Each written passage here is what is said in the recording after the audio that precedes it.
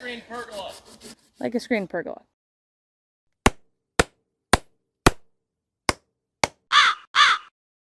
So I was thinking that we could really use a respite. So, somewhere where we can take a break from all the bugs, have a snack, have lunch.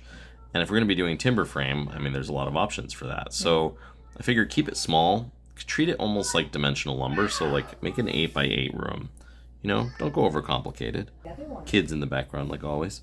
And we should be able to do this with very minimal construction. I'm thinking like floor optional. We could even do dirt if we want to. It's really just about making sure we have something to keep the flying insects away. Yeah.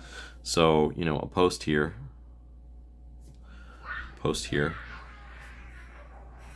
one in each corner. So it's just 4 posts. See my little tool I use here to get accurate scale measurements for doing like roof lines and whatnot. Just simple strip of paper ripped up and with marks on it. Yeah, and then I was thinking, we could set rails onto the side of the round post, which can be where we attach our screen to. Yep. So from the side, we'd have it'd be this wide, and then maybe about 2 feet up would be another support. That area we could have extra protection so that like kids don't try to push through or whatever the case may be. Like the infant. Yeah, and because I was thinking about doing that thing where we do chicken wire on the inside or on the outside to make it more like pest proof and well, in this case possibly even break-in proof. Yeah. Not proof, but resistant. Yeah. Something like this could also end up being where we use as the outdoor cat area for them to be able to go outside and play when we have a tiny home. Yes. Because we can just hook up something to it and it will become a space that they can use. True. Or a coop. We do have a offer of multiple chickens this fall, so that could easily be enclosed in for a coop as well if need be. We do another beam at this level. These can be adjusted based on the width of the screen, but usually it's going to be 2 or 3 feet. So, this would be an easy way to do that. Oops. Thank goodness for a erasable pen.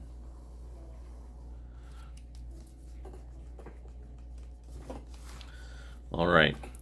So this will be the top-down view after posts are in and with cross members going,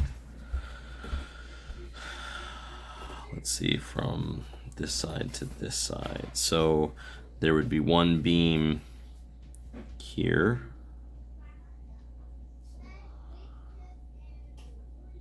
And there would be one beam here. Those would probably go out to, say, there.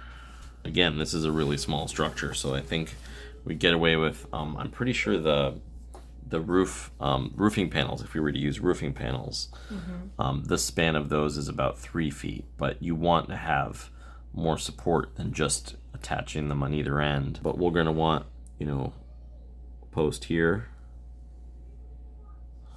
We'll probably go maybe every 2 feet, and this should actually go out a foot. 6 each. We'll call them rafters, even though they're not as rudimentary as rafters can get. So this number by the dimensions on this will get us the square footage of the roof. So we'll be able to determine how much roofing materials we need. Like a 3-foot wide door. Yeah. Well, the easiest thing to do would be to put it off to one side. Yeah, so that way we only need one post. Support. So we'll do a 2.5-foot wide door. That's pretty standard for like a home. And roughly a 7-foot door. It's usually what you're looking at. Whatever we can find. So from the front, we end up with, a few more cross members, but that's partly because of the big opening for the doorway. An additional support over the doorway. Obviously, there will likely be something under the doorway as well. That could be just block as well. We're going to be doing it timber frame style with timbers that are right here, sitting right next to where we are, because we just cleared behind me for the driveway. Because it's an 8x8, it does not need a conventional foundation. It does not need to be below the frost line. All of that, it's just not that serious. So I'm gonna have you guys on time lapse for quite a bit of it. Enjoy.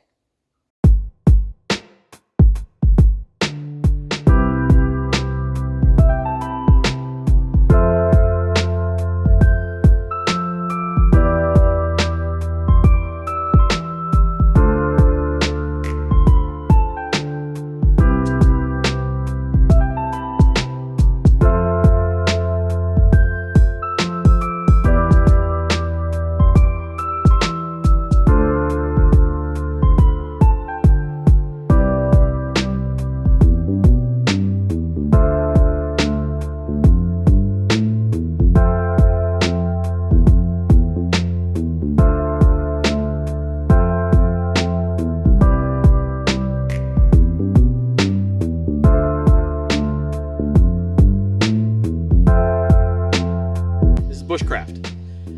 We are going to deck it. We're going to put a floor in. It'll be nice when it's done, but it's going to take a little while to get there. So thanks for watching.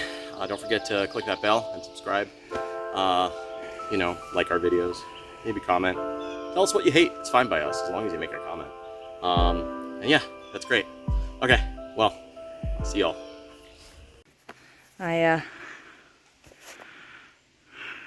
got all cleaned up. Just barely kissed my hand with that handsaw. Damn. This sucker hurt. One of my favorite spots, which is going to be right here next to the screened porch, is this tree. Because sometime, oh, I don't know, maybe 10 years ago, the tree got bent.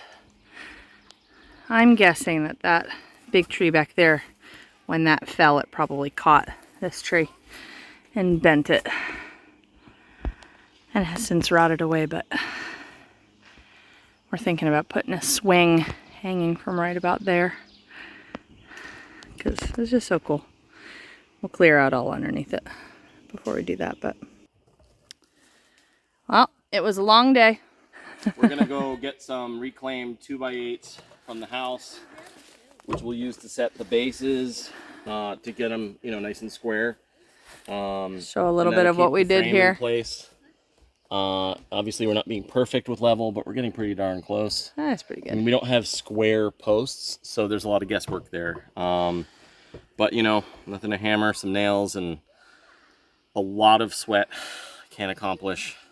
By no means is this, you know, a technique I would recommend for anyone building something to live in. But we'll have a lot of, it's small, it'll be easy to jack and fix as we need to. Hoping it'll stand the test of years, but only time will tell. I mean, so we'll see what happens in future videos. Maybe maybe this will still be up in 10 years, and maybe YouTube will still exist, and maybe the world will not have dissolved further into dystopia. I can give it a shake, and yeah, it doesn't. Nothing really moves. No, so, no, it's doing pretty good. Knock on wood. Ah. Oh God. Oh, okay. Sorry. With that, see you guys later. See you next time.